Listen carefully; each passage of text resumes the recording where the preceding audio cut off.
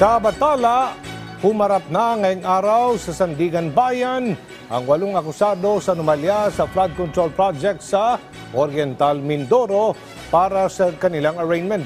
Ang sentro ng balitang yan, alamin natin kay Mary Ann Bastasa ng Radyo Pilipinas.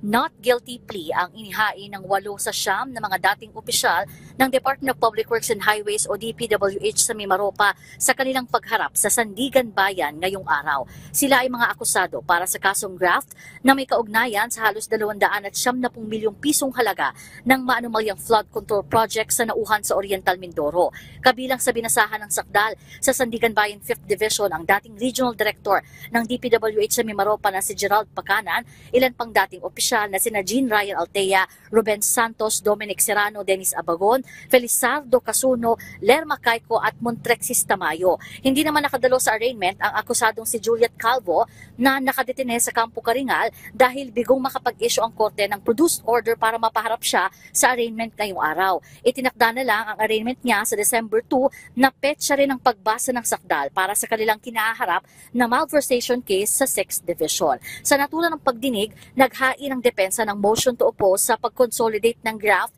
at malversation cases. Hiniling din ng depensa na pagbawalan ng prosekusyon na magsalita sa media hinggil sa merito ng kaso dahil napapansin umano nilang tila nahuhusgahan na ang kaso sa publiko. Git naman ng prosecution, alam nila ang kanilang trabaho at ang kanilang mga limitasyon.